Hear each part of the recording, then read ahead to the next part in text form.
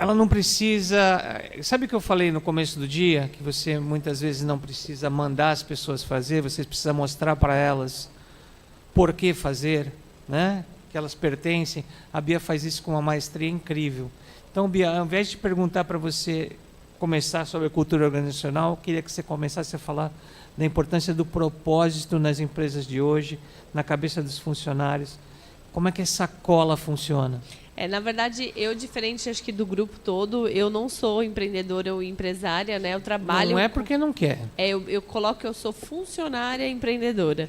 Porque, diante de todas as organizações que eu trabalho, eu realmente me apaixono pelo propósito. Então, o meu foco principal é entender qual é o propósito dessa empresa, o objetivo principal, e fazer a viabilidade para que isso vire uma cultura.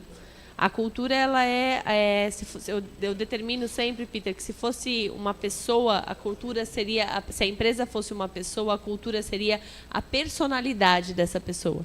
Então, o nosso trabalho ele é justamente esse. Toda vez que a gente fala de cultura, tem que ser top-down, tem que ser da cabeça do CEO e do fundador para baixo, o que é mais difícil, né?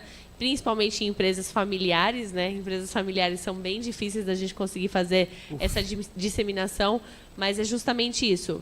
Eu estou disposta a viver o propósito da Carol, que é a nossa CEO, e ter o atendimento em excelência e consigo trazer da história dela, fazer primeiro ela contar essa história, né? Todo mundo pergunta, como faz isso? Primeiro você conta uma história, você fala sempre isso. Qual é o teu objetivo, o teu propósito, para que a gente consiga trazer isso para a realidade do time. E aí a coisa começa a acontecer. Você não limpa o rio do final para o começo, né? Não. Se não limpar da nascente, continua havendo água problema. suja. Tudo isso para criar o quê, Bia? Eu acho que assim, a importância da cultura dentro das corporações ela é vital. Hoje, muita gente usa cultura como um marketing. Então, a pessoa ela tenta vender algo que ela não vive. E ela vive somente de novos clientes. Porque a cultura ou ela vai atrair ou ela vai repelir. Né? Então, assim, quando você faz um marketing de que você é uma empresa tecnológica, idealista ou qualquer coisa nesse sentido, e o cliente ele se aproxima porque ele se reconhece nessa cultura, e quando ele chega lá ele não vive essa experiência, ele não vai ser um cliente que você vai reter. Ele vai simplesmente se decepcionar e sair. Então, acho que o viver o que você expõe, né, o viver o seu marketing, os seus propósitos, ele faz com que você tenha retenção. E a maioria dos estudos comprovam, né, as estatísticas, não é possível que todas as estatísticas estão erradas, né, Peter?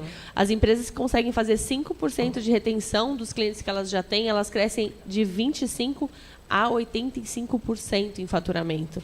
Então, é uma margem gigantesca que a gente realmente precisa aprender a trabalhar e com o time, né? O nosso funcionário, hoje, o meu principal cliente são os nossos colaboradores, eles são a peça número 1 da empresa, porque eles são os propagadores da Larson onde eles estiverem. É um pouco a imagem do exército social, né? Porque o cliente que está encantado, o interno que está encantado com você, vai fazer propaganda de você espontânea, né? Não vai ser aquela coisa meio engessada. E como é que isso impacta? Quando o cliente está encantado, né? Ele consegue entregar uma experiência diferenciada para o cliente, né? Que é quem vai receber o produto final. Como é que a experiência consegue impactar o produto final?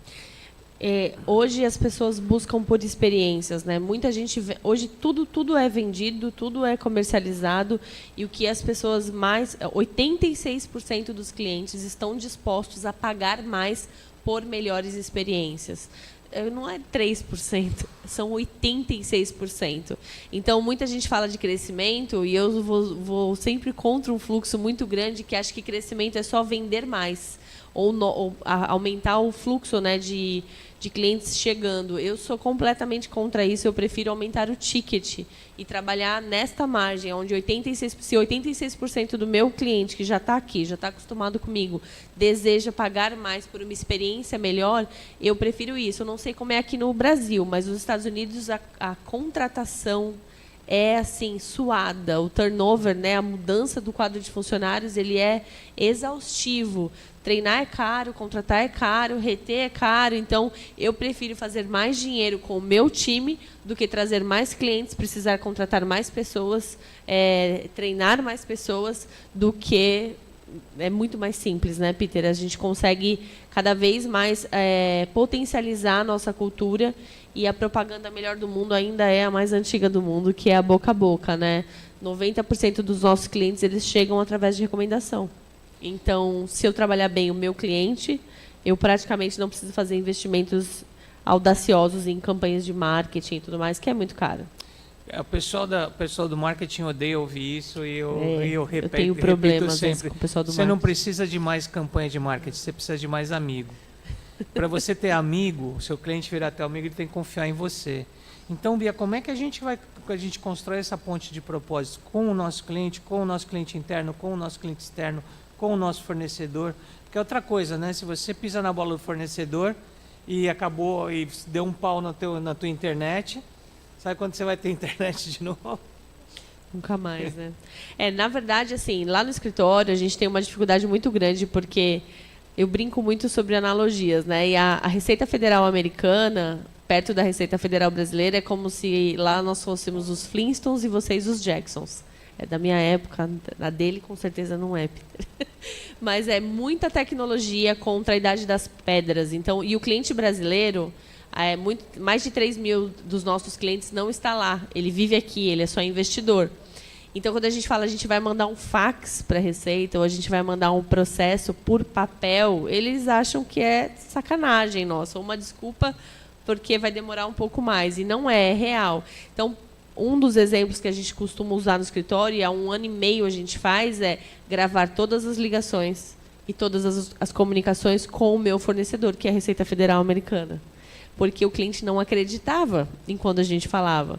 Quantas vezes a gente não liga na Receita para saber de um caso e quem nos atende fala, não, esse caso nem está aqui. E já fazem mais de 6 meses que a gente tem a comprovação da entrega. O cliente que está na linha e escuta, ele fala, poxa, você não mandou o meu caso. Passa 5 dias, o caso chega resolvido.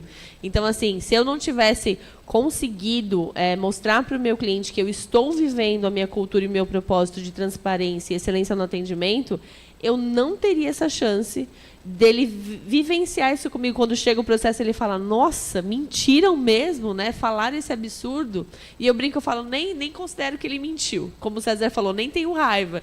Porque é uma desorganização brutal, é muita bagunça, muita falta de profissionalismo e de tecnologia.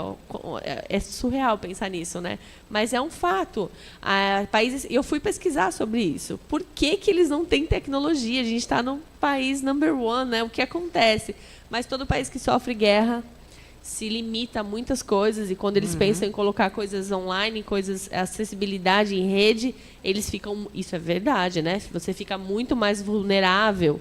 Então, se o Pentágono foi invadido por hackers, né, a Receita Federal tem pavor. Então, é um processo de mudança de cultura que é necessário, não tem mais para onde correr.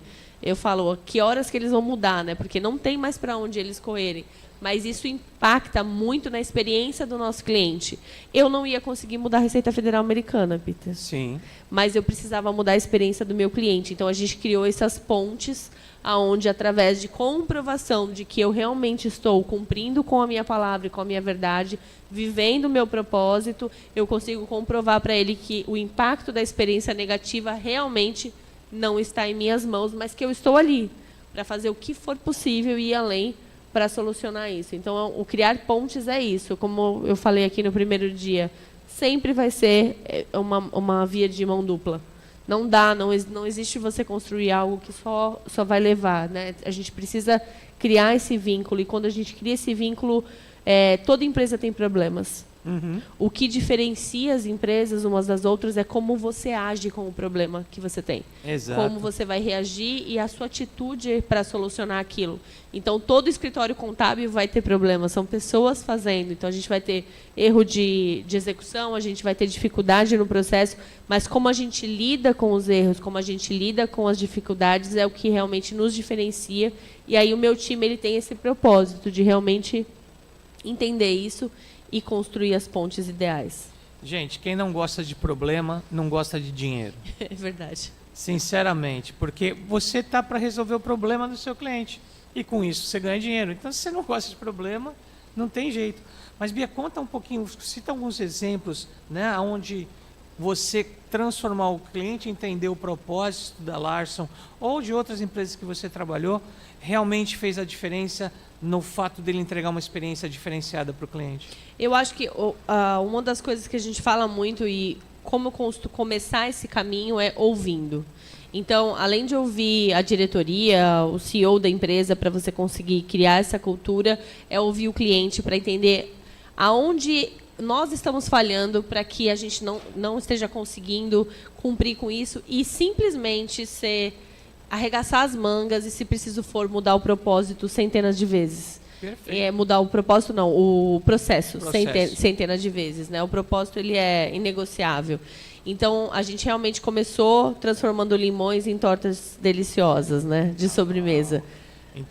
Então, a gente começou ouvindo o cliente, coletando o feedback do cliente, que é algo que muita gente não gosta, né, porque toca em muitos egos, né? O feedback do cliente ele é muito reativo com o funcionário ou com a própria empresa, porque talvez vai dizer o que você não quer ouvir. Mas através do feedback do cliente, que na minha opinião, o cliente que reclama é o melhor cliente que a gente tem dentro de casa, Concordo. Porque ele nos dá as oportunidades para evoluir, a gente começou a mudar todos os nossos processos. E através desse tipo de trabalho, a gente vem caminhando, porque você ter como propósito excelência no atendimento não é algo... Não é bolinho, né, Peter? Porque fazer impostos, abrir empresas, isso qualquer escopo de uma contabilidade tem que fazer, e o mínimo que se espera é que se faça bem feito, né? Sim. Agora, ter como propósito, né, da empresa a excelência no atendimento dificulta um pouquinho para quem está fazendo a gestão de realmente conseguir equalizar isso e fazer com que o cliente realmente se sinta diferente por ser nosso cliente. Agora, Bia, deixa eu te perguntar de novo, porque eu sei que o pessoal já está há um bom tempo aqui e é fácil, às vezes, dar uma dispersada. Eu queria perguntar uma coisa para vocês que estão aqui na plateia com a gente. Eu queria que vocês completassem essa frase. Você pega um limão e... Pois é, a Bia não faz uma limonada, ela faz um mousse de limão, ela faz uma sobremesa deliciosa. Uma caipirinha. Agora explica pra gente de novo o que é isso, Bia. Toda vez que a gente fala de coletar feedback de cliente, é sempre algo muito difícil. Então, no escritório, eu comecei o trabalho escutando qual era o meu maior índice de reclamação. Então, era a resposta no atendimento ao telefone. E qual era o processo que isso construía? Ligava, front desk atende, só um minutinho, normalmente vai para falar com o consultor. Se ele está na frente de um cliente ou em atendimento, ele não tem como atender o cliente naquela hora. Ela vai retornar assim que possível e desliga. E ela vai retornar assim que possível podia ser daqui 10 minutos, 1 hora, 1 dia ou esquecer. Né? Nós atendemos, a Larson gira em torno de 75 mil projetos no ano.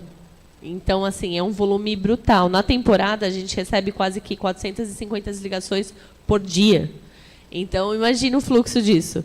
Então, a gente realmente criou um processo de atendimento no N1, abrir chamado, através de um CIM, onde eu tenho um tempo de retorno para o cliente, o meu time de Customer Service acompanha isso. E outra coisa, o nosso time de Customer Service, que foi implementado, liga para 90% dos casos fechados, dos projetos fechados, e para os atendimentos, dúvidas, para ter certeza que a gente realmente esclareceu a dúvida ou fechou o projeto com a excelência que a gente esperava. E no primeiro semestre foi um processo de muita dor, porque não foi fácil ouvir tudo o que a gente precisava. Principalmente para a nossa CEO, né, que é a Carol, e para o time que estava lá. Mas, para mim, aquilo era... ingrediente para eu conseguir construir os processos ideais. Então, aos olhos de todo mundo que estava sendo muito dolorido, para mim estava sendo coletar ingrediente para fazer essa torta. Porque só dessa maneira foi possível a gente restabelecer processos para que hoje eu tenha um índice de aprovação de 9,6%. Então, assim, a gente saiu de uma aprovação de clientes de 6,2 para 9,6. O primeiro ano e meio a gente chegou em 9,2 e agora a gente está em 9,6. E agora que ficou difícil, né? Porque quando você já está bem, o segredo é a manutenção. Então, assim, a gente está sempre inovando. A Carol tem uma mente visionária, né? A gente vai lançar um novo departamento agora, que é o Global, para que realmente a gente consiga atrair cada vez mais clientes dentro desse nicho e manter o meu time com essa visão. Outra coisa é a contratação. Quando as pessoas eram contratadas, elas não sabiam qual era o propósito da empresa. Se a pessoa está chegando num ambiente onde ela não sabe qual é o propósito, eu nem posso julgá-la se ela não tiver as atitudes ideais diante aos problemas que vierem, porque ela não estava disposta a viver aquele propósito. Então, hoje a gente faz ao contrário, a gente apresenta a empresa, a gente apresenta a cultura, a gente apresenta o propósito e, de alguma maneira, com o nosso RH, né, lá com a Ju, a gente faz com que a pessoa entenda se ela quer viver aquilo ou não. Porque os nossos propósitos e a nossa cultura, eles são inegociáveis. Você pode errar em qualquer coisa, menos nisso.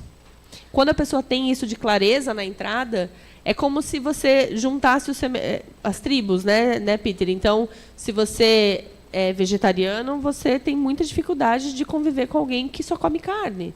Então, é muito, muito por esse lado. Você consegue conviver? Consegue, mas é mais difícil.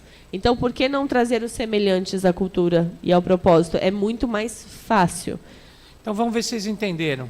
Se a cultura é o omelete, o mousse de limão, quem são os ovos? Quem são os ovos? Não são a base de fazer esse mousse, esse omelete? Então, os ovos são os clientes, os ovos são os funcionários, os ovos são os fornecedores. Mas para que essa receita saia boa, né? Para que esse mousse saia bom, você precisa do quê? De uma receita. A receita é o quê nessa equação? É o propósito, né? Então, você tem que ter os ingredientes premium, mas se você não tiver propósito para ligar, para ser a cola das coisas, você não consegue fazer.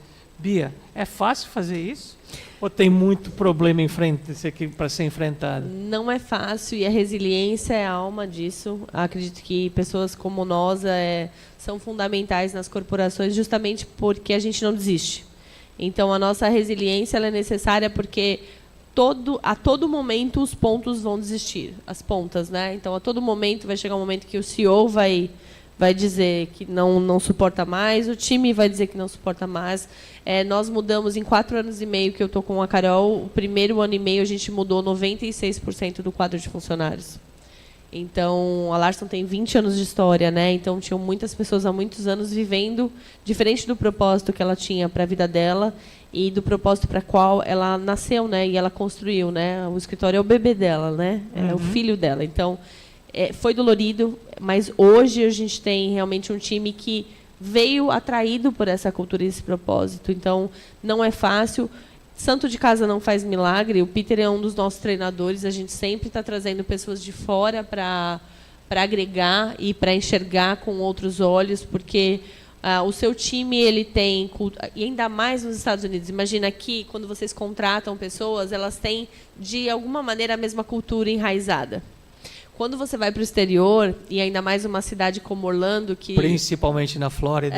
Nós recebemos 70 milhões de turistas no ano e o seu vizinho é indiano, da frente é argentino, do lado de cá é brasileiro, o outro é russo. Então, quando eu coloco no escritório, eu tenho muitos brasileiros, mas eu tenho brasileiro do Rio, de São Paulo, de Natal, de Recife, do Ceará. Eu tenho um time totalmente com culturas diferentes. Então, é muito complexo isso, você trabalhar a identidade das pessoas. Então, quando você traz profissionais de fora, você consegue falar com pessoas diferentes. Isso é um ciclo, Peter, é para sempre. Não vai existir o parar. Você não para de treinar, você não para de falar de cultura, você não para de falar de propósito. O tempo todo a gente está batendo em cima disso, falando isso. Nossos eventos internos eles são voltados para a experiência. A nossa última convenção, a gente leva os funcionários e as famílias dos funcionários para um hotel. A gente passa um final de semana todos com as famílias e com todo mundo lá, porque a vida do imigrante não é fácil. A gente perde um pouco de apoio. Então, os funcionários criam uma amizade muito sincera entre eles, esposas, né?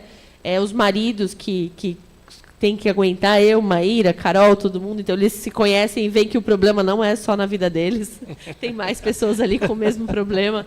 Então, eu procuro muito fazer isso, para que o meu funcionário, né, que é o meu cliente número 1, consiga entender que a empresa olha para ele com a mesma visão que a empresa quer que ele olhe para fora. Então, para encerrar, Bia, a Bia, não só da Larson, a Bia Vogel. Qual é o propósito da Bia? O meu propósito é servir, Peter. Aprendi muito nova, né? Eu trabalhei na indústria farmacêutica por 12 anos. Assim que eu entrei na indústria, entrei como estagiária, saí como gestora distrital, e eu aprendi muito que, ao servir, você enriquece muito. Então, quando você entrega, você ganha sempre muito mais. E aprende demais servindo. Então, eu gosto de fazer isso, eu amo o que eu faço. E tem muita gente que fala, né? Nossa, vai empreender e tudo mais. Mas eu entendo, a minha paixão é transformar ambientes, né? Talvez não construí-los. Então, eu gosto muito do que eu faço, sou muito feliz e estou aproveitando demais essa oportunidade para enriquecer ainda mais, servindo a todos vocês com conteúdo e informação, mas está voltando 10 vezes mais do que eu posso entregar. Gente, Bia Vogel. Muito obrigada a todos.